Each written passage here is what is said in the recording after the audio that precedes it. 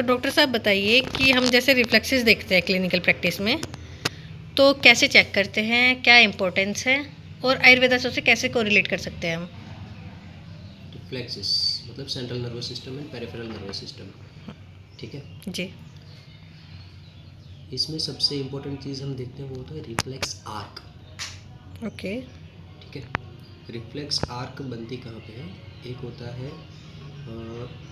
उसमें होता है अपर मोटर न्यूरॉन और होता है लोअर मोटर न्यूरॉन। ठीक है, लोअर मोटर न्यूरॉन होता है स्पाइनल कॉर्ड से व्हाटसोएवर ऑर्गन तक या मसल तक। रिफ्लेक्स आर्क उसमें होता क्या है? एक होता है अपर मोटर न्यूरॉन, एक lower motor neuron. Lower motor neuron spinal cord से पेरिफेरल में किसी एक ऑर्गन या अंग तक। ठीक है, और अपर मोटर न्यूरॉन होता है ब्रेन से स्पाइनल कॉर्ड तक। ओके। ठीक है, ब्रेन से स्पाइनल कॉर्ड तक का एक पूरा न्यूरॉन सिंगल लाइन जाता है। ठीक है, ठीक है। और स्पाइनल कॉर्ड से पेरिफेरल में एक सिंगल लाइन जाती है। ठीक ठीक है, है। अब रिफ्लेक्स आर्क में जो पेरिफेरी में जा रहा है उसमें होता क्या है कि जो हमारी वर्टिब्री है, स्पाइनल कॉलम है, स्पाइनल कॉर्ड है, वो जो स्ट्रक्चर है, ठीक है, वो जो स्ट्रक्चर है उसमें एक तरफ से जो नर्व बाहर जाती है, जो नर्व यहाँ से बाहर जा रही है उसमें एक एंटीरियर एंड होता है, एक पोस्टीरियर एंड होता है। ओके। ठीक है, जो स्पाइनल कॉलम है बीच में कॉर्ड का। ठीक है, स्पाइनल कॉर्ड उसमें से सेंटर में से एक एंटीरियर, एंटीरियर से एक एक पोस्टीरियर पोस्टीरियर। से। हालांकि दोनों वर्टिब्री के पीछे के ही दो होल से फोरामेन से बाहर आते हैं, ओके। पर उसमें भी दो हैं। ठीक है, एक होता है एंटीरियर एस्पेक्ट से, एक होता है पोस्टीरियर एस्पेक्ट से। ठीक तो है, जो ये एंटीरियर और पोस्टीरियर है, हम डिफरेंशिएट कैसे कर रहे हैं फंक्शन के उसमें? हाँ, अब देखो जो बेसिक स्ट्रक्चरल चीज़ है वो ऐसी है कि जो सेंसरी पाथ है वो पोस्टीरियर एस्पेक्ट में है।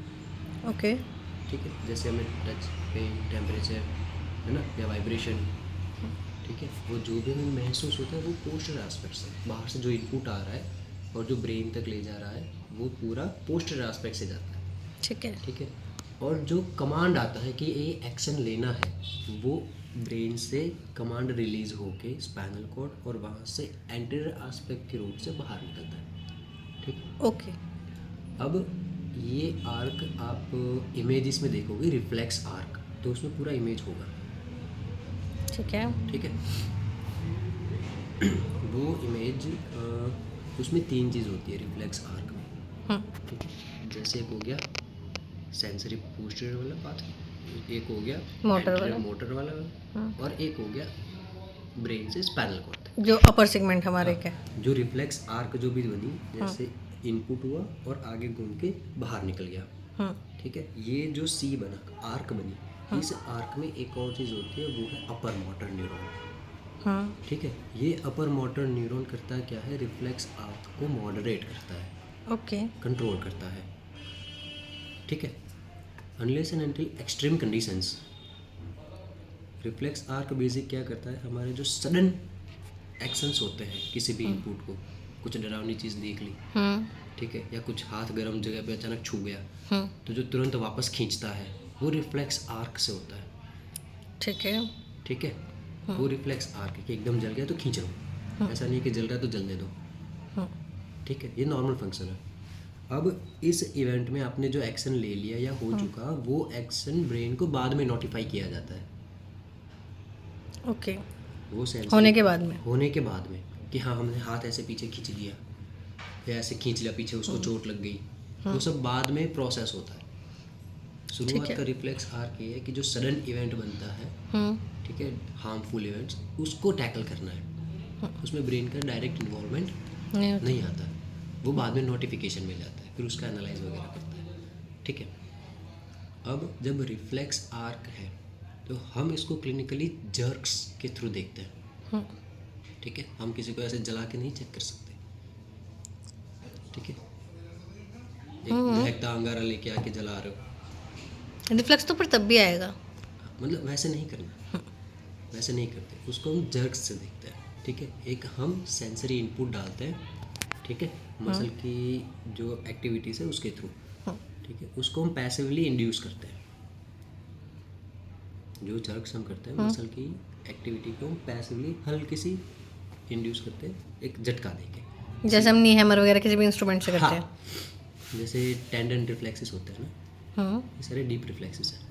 ओके। है ना, डीप रिफ्लेक्सेस, सुपरफिशियल रिफ्लेक्सेस। ठीक है, तो ये जो सारे bicep reflex, tricep reflex, jaw reflex, ankle reflex, okay. है ना, फिर नी जर्क हो गया, ये सारे डीप रिफ्लेक्सेस है, डीप टेंडन रिफ्लेक्सेस।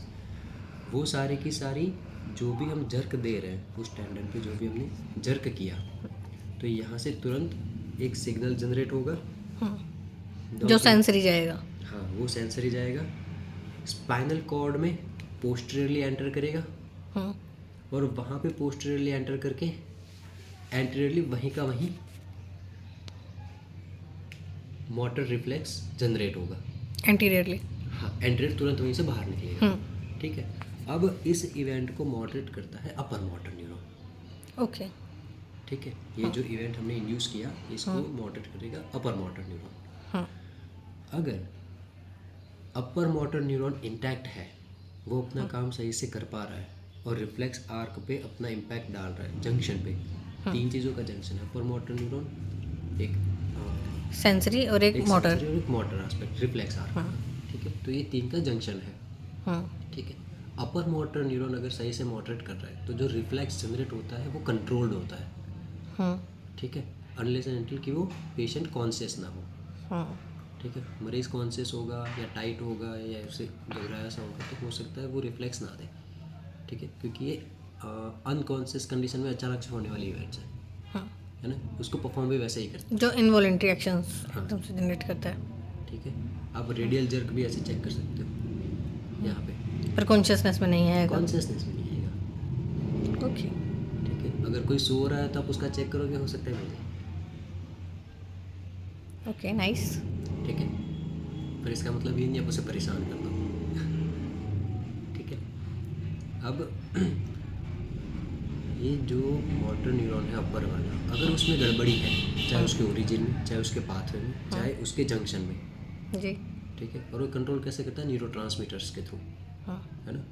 अगर न्यूरोट्रांसमीटर के जंक्शन में भी वहाँ पे गड़बड़ है या कोई स्ट्रक्चरल डिफेक्ट आ गई, ठीक है, तो क्या होगा, वो अपना मॉडरेशन छोड़ देगा, वो कर नहीं पाएगा। जैसे ही उसका मॉडरेशन छूटेगा, रिफ्लेक्स आर्क अनकंट्रोल्ड हो जाएगा, तो वो जितना मोटर रिस्पॉन्स आपको वापस मिलना चाहिए जर्क के बाद, उससे ज़्यादा मिलेगा, एग्जैजरेटेड मिलेगा। हाँ, ओके। कि जितना हमने जर्क किया उसके कंपेयर में, मान के चलो ये नी, सपोज ये नी है, ठीक है, हमने यहाँ पे पेटुलर टेंडन पे टैप किया, तो आइडियली होता क्या है कि हल्का सा आगे पीछे होता है, ये नॉर्मल है। ठीक है, अब हमने जर्क किया और ये पूरा ऐसे जोर से चला गया, 4-5 बार पैर ऐसे हिल गया, ठीक है, तो ये एग्जैजरेटेड रिस्पॉन्स है। ओके। इसका मतलब है कि यहाँ पे जो सेंसरी एंड मोटर नर्व्स आ रही हैं, उसके रिगार्डिंग जो नर्व्स अपर मोटर न्यूरॉन का है, जो नर्व अपर मोटर न्यूरॉन है, उसमें कहीं गड़बड़ है, क्योंकि वो मॉडरेट नहीं किया, या वो बहुत ज़्यादा मॉडरेट कर गई उसे, कि मतलब जो नॉर्मल उसे रखना चाहिए था उसे हाइपर उस पर कर गई। हाँ, इसका मतलब है उसके ऊपर मॉडरेटर नहीं है, अगर है तो गड़बड़ है। ठीक है, दूसरा, अगर हमने सेंसरी इनपुट दिया पर यहाँ पे कोई रिस्पॉन्स ही नहीं आया, और पेशेंट्स की अवेयरनेस में नहीं है कि आप इनपुट ऐसे दे रहे हो, झर्क दे रहे हो, उसे पता ही नहीं चल रहा है पेशेंट को, हाँ, तो इसमें होगा या तो उसको सेंस ही नहीं हो रहा, सेंसेशन ही नहीं जा रही, मतलब सेंसरी पाथवे में गड़बड़ है। ओके। या आप टच, पेन, टेम्परेचर, या ऐसे दबा के कंप्रेशन, ये लोकेशंस चेक करके, कोऑर्डिनेशन चेक करके पता कर सकते हो कि सेंसरी में इशू है, सेंसरी है या नहीं है। ठीक है, और अगर सेंस हो जाता है रिफ्लेक्स ना आए तो फिर इसका मतलब मोटर वाले पाथवे में गड़बड़ है। ओके। ठीक है, क्या ऐसा भी हो सकता है कि रिफ्लेक्स दे रहा हो पर फील ना हो, रिफ्लेक्स मतलब रिफ्लेक्स पेशेंट दे रहा है रिफ्लेक्स, लेकिन उसे फील नहीं हो रहा है टच या कोई भी सेंसेशन, ऐसे हो भी सकता है, ऐसा भी हो सकता हाँ, वो होता है जब जो सेंसरी वाली ऑर्गन साइट होती है है। वहाँ पे डैमेज है, पाथवे इंटैक्ट है, डीप टेंडन वाला पाथवे इंटैक्ट है, लेकिन सुपरफिशियल वाली नर्व एंडिंग्स खत्म है, तो उसको वहाँ पे उस एरिया पे फील नहीं होगा, फील सेंस नहीं आएगा। जैसे एक डीप कट एक कहीं पे लग गया या चमड़ी छिल गई है, अब वो घाव पड़ चुका है, ठीक है, तो उस जगह पे होता क्या है कि हमें फिर बाद में ना सेंसेशन नहीं आती, क्योंकि ना सेल्स डैमेज हो जाती है वहाँ की। लेकिन अंदर की टेंडन और हड्डियों में दर्द दबाने पे बनता है, तो वो डीप है। ओके, ठीक है, तो वो वाले रिफ्लेक्स आएंगे उसके। ओके, ठीक है, अब इसको हम आयुर्वेद में कैसे कंसिडर करें, यस, है ना। आयुर्वेद में कंसिडर होने के लिए देखो इसमें क्या क्या इन्वॉल्व है, पहले सबसे पहले ये देखना है। ठीक है, क्या क्या इन्वॉल्व है, एक अपर मोटर, ठीक है, पेरिफेरी का lower motor, upper motor, lower motor, और एक सेंसरी, और एक है रिफ्लेक्स। रिफ्लेक्स, ठीक है, upper motor, lower motor, sensory और रिफ्लेक्स, ये 4 चीज़ें। ठीक है, बेसिक। इसमें अगर हम आयुर्वेद से कंसिडर करें तो अपर मोटर कहाँ से कहाँ तक का, ब्रेन से स्पाइनल कॉर्ड तक का, मतलब ब्रेन का इन्वॉल्वमेंट है। ठीक है, आयुर्वेद में ब्रेन के बारे में उल्लेख है। ठीक है, पेरिफेरी शाखा उल्लेख है, फिर सेंसरी मतलब संज्ञा उल्लेख है। ठीक है, और क्या है, रिफ्लेक्स मतलब गति मूवमेंट उल्लेख है। ठीक है, अब इन सारी चीज़ों में हमने क्या देखा, हमने मूवमेंट देखा, गति देखी, चलन देखा, है ना, क्या चीज़ कितनी चल रही है और कैसे चल रही है। ठीक है, तो अब जब इस गति की और चलन की बात है, ठीक है, तो हमें प्रीडोमिनेंटली किसको देखना है, मोस्टली डोमिनेंट के तौर पे ध्यान में किसको रखना है, वायु को ध्यान में रखना है, कि गति उसी की है। ठीक है, अब वायु को हमने ध्यान में लिया, तो अब इन 3 स्थानों में कौन सा वायु, प्राण हो सकती है, सारे में है, ज्ञान हो सकती है, सारे में है, क्योंकि मस्तिष्क है और प्राण मूर्धग है, प्राणोत्र मूर्धग, है ना, तो मूर्धा से इन्वॉल्व है प्राण। अक्सर ये चूक जाता है ट्रीटमेंट में, और ये सबसे बड़ा फैक्टर है क्योंकि इनिशिएट यहीं से हुआ है। ओके, ठीक है, प्राणोत्र मूर्धग मतलब प्राणवायु स्रोतस और प्राणवायु की चिकित्सा करनी ही है, उसी की करनी है। जैसे अभी हमने मरीज देखा था, प्राण लग रहे थे, कम थे। ठीक है, इस काइंड ऑफ आईसीयू कंडीशन, तो वहाँ पे प्राणवायु स्रोतस का इलाज करना है, प्राणवायु का इलाज करना है, हमें उसमें प्राण भरने हैं, प्राणाभिसैर वैद्य बनना है। तो आपको उस पेशेंट में क्या लगा था, देखिए वो उसका बाद में अगली बार में डिस्कस करेंगे, पहले कॉन्सेप्ट पे डिस्कस कर लेते हैं। ठीक है, अब प्राणवायु हमने सारे रिफ्लेक्सेस देखे। ठीक है, रिफ्लेक्स आया स्पाइनल कॉर्ड, ठीक है, अब वो कौन कौन से स्थान से इन्वॉल्व था, स्पाइनल कॉर्ड को देखो तो गर्दन, छाती, मध्य भाग, ठीक है, उसके बाद स्पाइनल कॉर्ड बढ़ जाता है, वो एंड हो जाता है। ठीक है, L2 L3 तक फिर फाइबर शुरू हो जाते हैं। ठीक है, तो जहाँ पे लोअर मोटर स्टार्ट हुआ वो एंड पॉइंट लास्ट वाला, वहाँ तक के कौन कौन से स्थान आ रहे हैं, अधिक से अधिक मध्य भाग, कोष्ठ का मध्य भाग। ठीक है, प्राणवायु एक उदान, ठीक है, एक समान, और एक पेरिफेरी में व्यान। अपान को छोड़ के सारी। ठीक है, इस कंडीशन में लगभग चारों वायु का इन्वॉल्वमेंट हो रहा है। ठीक है, एक बेसिक अंदाजे से, और इसीलिए कहते हैं कि अगर पांचों प्राण दोष मतलब पांचों वायु दूषित हो तो प्राण पे घात होता है।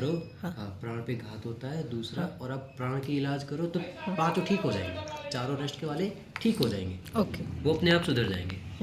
ठीक है, अब जैसे सारे हुए तो ठीक हो गए, ठीक है। अब एक और इम्पोर्टेंट एस्पेक्ट है कि आप किस जगह के अकॉर्डिंग, ओके, आप किस जगह के अकॉर्डिंग उसकी चिकित्सा करोगे, ठीक है। तो जगह होती है एक, या तो ऊपर, मध्य या नीचे, ठीक है। दूसरी होती है धातु, ठीक है। एक और जगह होती है कोष्ठ और शाखा, जी। ठीक है। अभी जो चीज़ें हुई उसमें ना तो कोष्ठ है, सिर्फ शाखा है। शाखा है। शाखा में भी एकदम प्रिसाइज है नर्वस सिस्टम, ठीक है। ऐसी कंडीशन में शाखा, कोष्ठ या ऊर्ध्व, अध और मध्य, इसके बजाय अगर धातु में देखा जाए तो ज़्यादा सरल पड़ेगा, ठीक है। ठीक है। धातु में कैसे कि जैसे कोई भी नर्वस सिस्टम है उसमें अधिकांश गड़बड़ी आती है उसकी न्यूरोलॉजिकल जो कवरिंग होती है ना, नर्व्स की कवरिंग, उसकी वजह से, ठीक है। ठीक है। माइलिनेशन, ठीक है। पेरिफेरल का अलग माइलिनेशन है, सेंट्रल नर्वस सिस्टम में अलग माइलिनेशन है, ब्रेन में अलग माइलिनेशन है, ठीक है। ये जो भी माइलिनेशन है अगर उसमें गड़बड़ है, चाहे कैसे भी, ठीक है, तो माइलिनेशन काम क्या करता है, वो लेपन करता है नर्व सेल के अकॉर्डिंग, ठीक है। तो वह मांस इन्वॉल्व है, ठीक है। बनता किससे है, स्नेह से, स्नेह से। ठीक है। अब स्नेह वाली बेसिक दो धातु, रस और शुक्र नहीं। मज्जा और मेद, ओके। बस नहीं। स्नेह से भरपूर धातुएं दो, और वो अधिकांश रहती भी मध्य में है।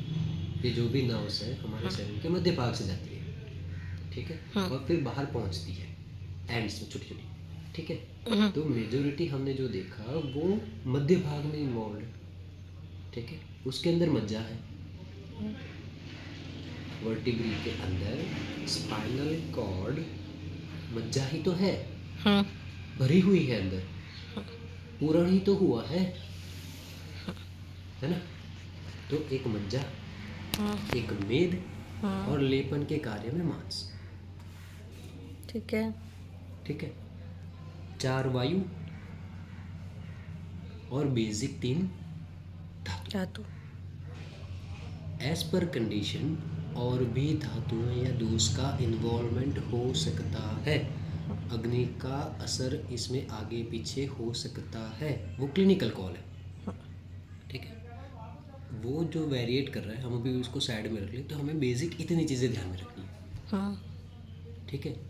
तो अगर आप शोधन चला रहे हो, इलाज चला रहे हो, या औषध चला रहे हो, ठीक है, या लंघन पाचन चला रहे हो, ठीक है, तो कुछ भी चलाओ तो ये धातुएं और ये 4 वायु, उसका कहाँ पे कितना इन्वॉल्वमेंट है उसके अकॉर्डिंग, ठीक है। हो सकता है सब कुछ ठीक है,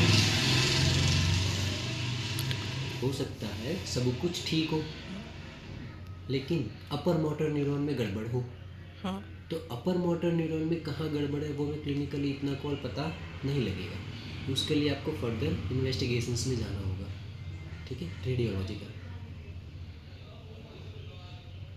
ठीक है।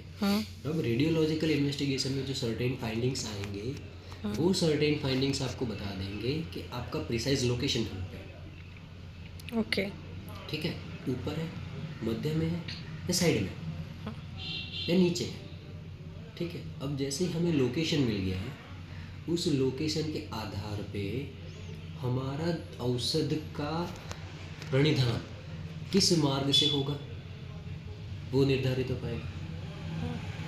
दोषों का अगर आप शोधन सोच रहे हो तो शोधन किस मार्ग से होगा वो निर्धारित हो जाएगा। वो निर्धारित हो जाएगा, ठीक है। और धातु के अकॉर्डिंग तो शोधन चलना ही है, औषधि का प्रकार निर्धारित हो जाएगा, ठीक है। समन कैसे होगा वो वहीं से निर्धारित हो जाएगा, ठीक है। अगली बार अगर हम केस देखेंगे तो उसका प्रोफॉर्मा जब आप लेके आओगे तो वो पूरे प्रोफॉर्मा के ऊपर डिस्कस करेंगे, ओके, ठीक है। दूसरा, ये जो स्पाइनल कॉर्ड का मामला है तो ये एक तरह से बाहर लोकलाइज है, शाखागत भी बनता है, मध्य मार्ग और शाखागत भी बनता है, तो उसके लिए एक लोकलाइज चिकित्सा भी आप चला सकते हो, ठीक है। दूसरा शस्त्रक्षार अग्निकर्म एज रिक्वायर, ठीक है। जी ये भी आप चिकित्सा में ले सकते हो, और मांस धातु की चिकित्सा में भी ले सकते हो शस्त्रक्षार अग्नि है। ठीक है।